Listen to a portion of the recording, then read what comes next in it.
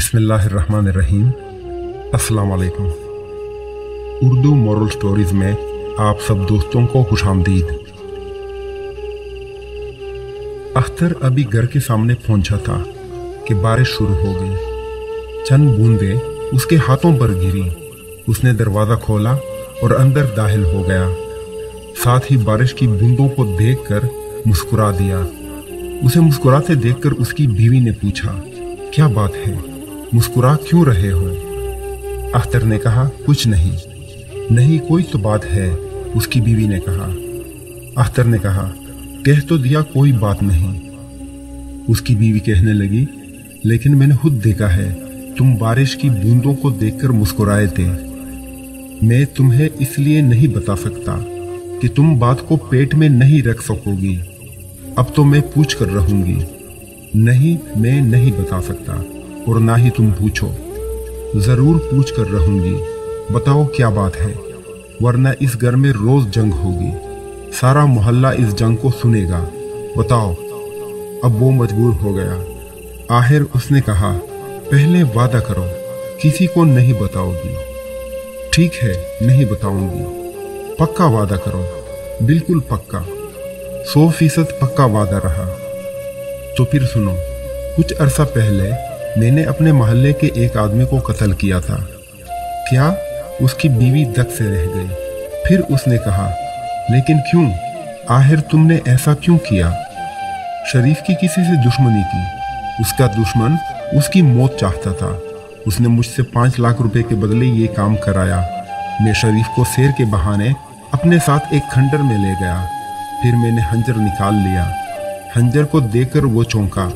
मैंने उसे बता दिया कि मैं उसे कत्ल करने लगा हूँ। उसने मेरी बहुत मिन्नतें की, हाथ जोड़े, रोया, लेकिन मुझ पर असर ना हुआ। आखिर मुझे इस काम के 5 लाख मिलने थे। जब मैं उस पर हंजर से वार करने लगा तो उसने कहा, देखो रुक जाओ, वरना तुम भी बच नहीं सकोगे।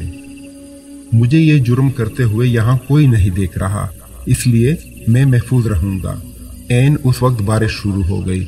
उसके मुंह से निकला, ये बारिश इस जुर्म की गवाही देगी। उसकी बात सुनकर मैं हंसा और मैंने हंजर उसके पेट में उतार दिया। फिर मैंने घड़ा खोदकर उसे दफन कर दिया। आज ये बारिश के कतरे मेरे हाथों पर गिरे तो वो मुझे याद आ गया। बस फिर मैं मुस्कुरा दिया, क्योंकि किसी को मुझ पर शक तक नहीं हुआ। शरीफ के बारे में अब तक यही ख्याल किया जा रहा है कि वो घर वालों से लड़ झगड़ कर कहीं चला गया है, और उसके घर वाले भी इसी ख्याल में हैं। जब उसका गुस्सा ठंडा होगा आ जाएगा वापस, लेकिन उन्हें क्या पता वो अब कभी वापस नहीं आएगा। और वो 5 लाख कहाँ हैं? बीवी ने आंखें निकाली। उसके दुश्मन ने मुझे बहुत धोखा दिया। जब मैं उससे रकम लेने गया तो वो साफ इनकार कर गया।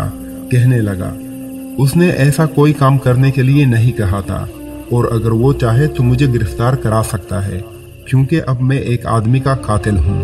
मैं ये सुनकर सहम गया और वापस चला आया। गोया तुम्हें कुछ भी ना मिला और तुम एक आदमी के कातिल बन गए।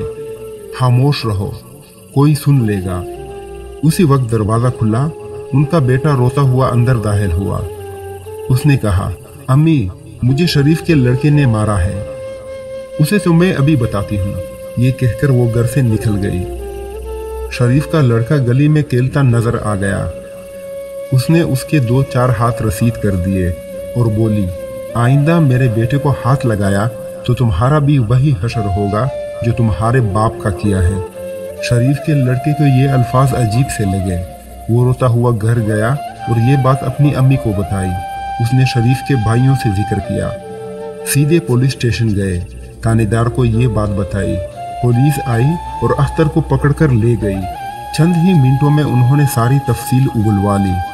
फिर वो उसे खंडरात तक ले गए। घड़े से लाश बरामद हो गई।